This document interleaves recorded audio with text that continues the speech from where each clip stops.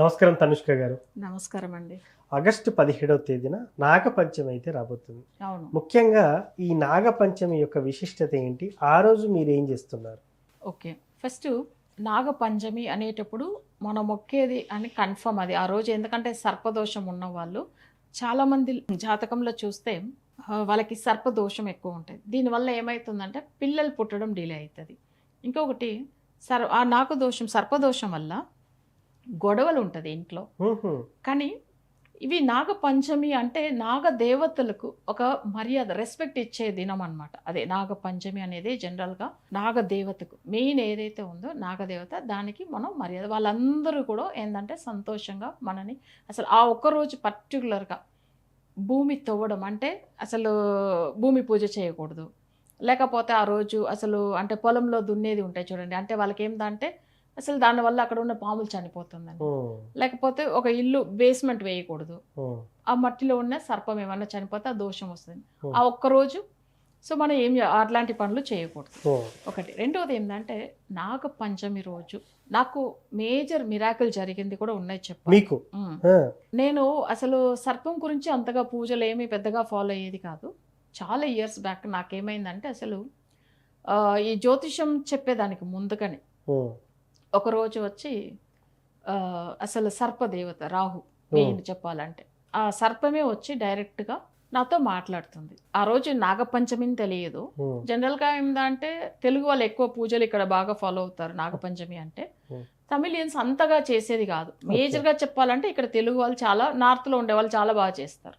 అయితే కానీ నాగపంచమి ఉంది ఈ రోజు ఆ రోజు అట్లా అవి కూడా నాకు తెలియదు. అయితే నాగదేవత బ్లెస్సింగ్స్ దొరికింది నాకు ఫస్ట్.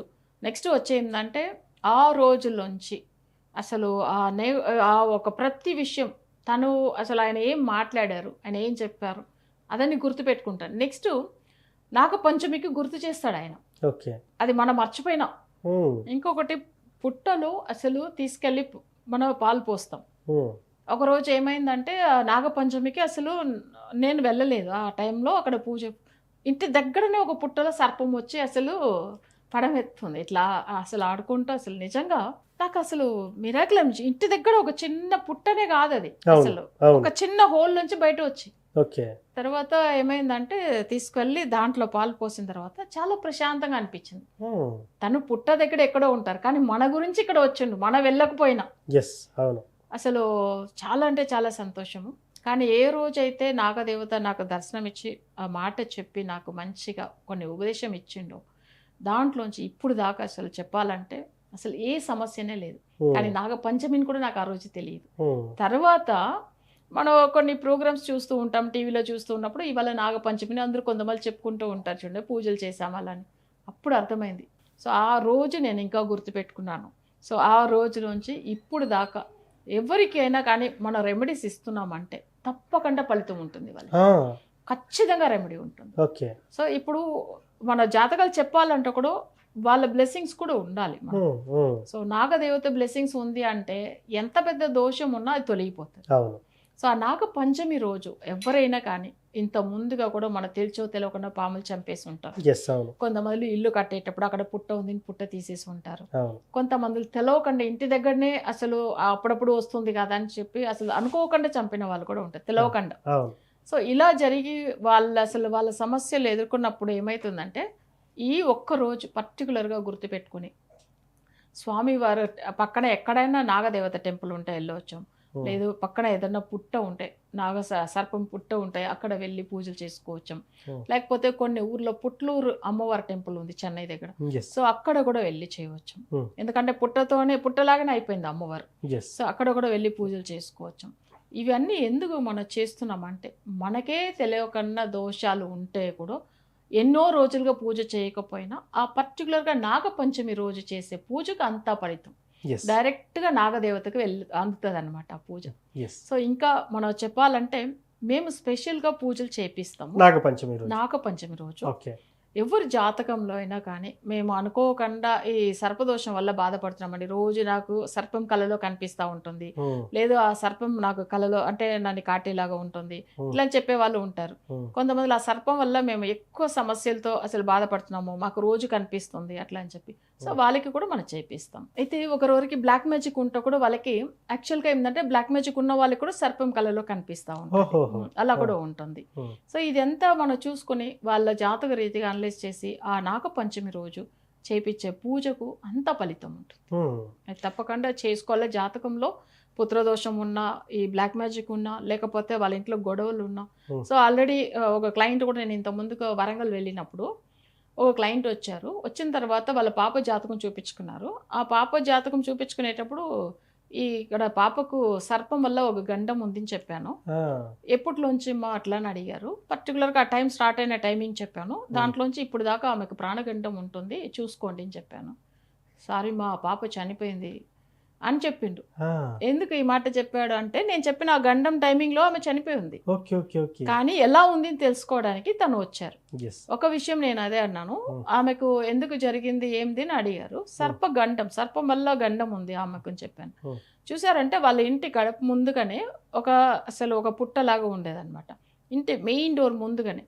సరే ఇది ఏం చేస్తున్నారు, వాళ్ళు క్లోజ్ చేస్తాం చెప్పి, ఎప్పుడు చూసినా కనిపిస్తుంది కదా అని చెప్పి, ఎంత చెప్పినా వినకుండా వీళ్ళు ఎవరో వచ్చినారో, వాళ్ళు వచ్చి సర్పం చంపేశారు. చంపిన 1 వీక్ లోపలనే ఆ పాపకు హెల్త్ ఇష్యూ వచ్చినాయి. హెల్త్ ఇష్యూ వచ్చి అసలు చనిపోయింది ఆ పాప. అసలు పాము ఏం కరవలేదు, కానీ ఆ పాముని చంపిన వెంటనే సో ఆ పాపకు హెల్త్ ఇష్యూ చూపించాడు దేవుడు. అసలు ఎందుకంటే వాళ్ళు చంపింది చాలా తప్పుదాం, కానీ ఇంటి దగ్గర ఉంది కదా అని అసలు వాళ్ళు అలా చేశారు. అది సర్పం చనిపోయిన 1 వీక్లోనే పాపకి హెల్త్ ఇష్యూ వచ్చి పాప చనిపోయింది. చాలా మంచిగా హెల్తీగా ఉన్న అమ్మాయి.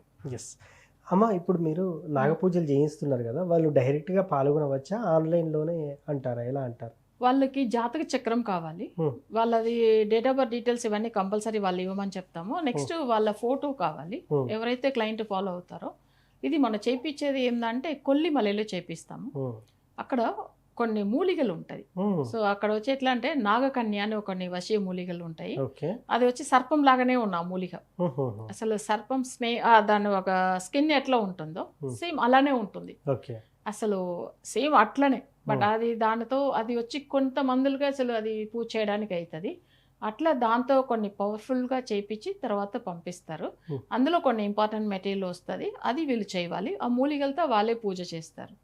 అసలు ఆ నాగకన్య అన్న మూలిక అందరికీ దొరకదు, అసలు అవి కొల్లిమలైలోనే దొరుకుతుంది. అసలు కొన్ని వశీ మూలికలు అంటే మాక్సిమం అది కొల్లిమలైదా. సో అది ఎంత పవర్ఫుల్ అయిన దోషం ఉన్నా కూడా తొలగించవచ్చు. సో థ్యాంక్ యూ అమ్మ. నాగపంచమి రోజు కూడా మీరు కూడా ప్రత్యేకంగా పూజ చేయించుకోవాలంటే ఇక్కడ కనిపిస్తున్న తనుష్క గారి వ్యక్తిగత నెంబర్కి అయితే సంప్రదించవచ్చు. మేడం స్పెషల్గా ఆ రోజు ఈ పూజను అయితే నిర్వహిస్తూ ఉన్నారు. మీరు కూడా పాల్గొనాలంటే ఇప్పుడే రిజిస్టర్ చేసుకోండి. థ్యాంక్ యూ అమ్మ. థ్యాంక్ యూ అండి. ముఖ్యంగా తనుష్క గారిని వ్యక్తిగతంగా కలవాలనుకున్నా లేదా ఆన్లైన్ అపాయింట్మెంట్లో మాట్లాడాలనుకున్నా కూడా ఇక్కడ డిస్ప్లే అవుతున్న నెంబర్కి అయితే కాల్ చేయొచ్చు. మార్నింగ్ అవర్స్లో మేడం పూజా కార్యక్రమంలో ఉంటారు. సో మీరు కాల్ చేసినా కూడా వాళ్ళ టీం రిసీవ్ చేసుకుంటుంది. మేడం అందుబాటులో ఉన్నటువంటి టైంలో మీకు కలపడం అయితే జరుగుతూ ఉంటుంది. సో అందరిది బిజీ షెడ్యూలే, మనమే వ్యక్తిగతంగా చాలా బిజీగా ఉంటాం. సో పూజలు ఎంతోమంది క్లయింట్స్ ఉంటారు, వాళ్ళందరికీ పూజలు చేయించడం మేడం బిజీగా ఉన్నప్పటికీ మీరు మేడంతో మాట్లాడాలనుకుంటే ఇక్కడ కనిపిస్తున్నటువంటి నెంబర్కి కాల్ చేయండి. ఎక్కడున్నా, భారతదేశమే కాదు ప్రపంచ దేశాల్లో ఎక్కడున్నా కూడా మేడం మీతో మాట్లాడతారు. మీకు సంబంధించినటువంటి డౌట్లన్నీ క్లియర్ చేస్తారు, మీ సమస్యకు సరైన పరిష్కారం చెప్తారు. సో పూర్తి వివరాల కోసం ఇక్కడ కనిపిస్తున్నటువంటి ఈ 2 నెంబర్లకు మాత్రమే సంప్రదించవచ్చు తనుష్క గారిని. ధన్యవాదాలు.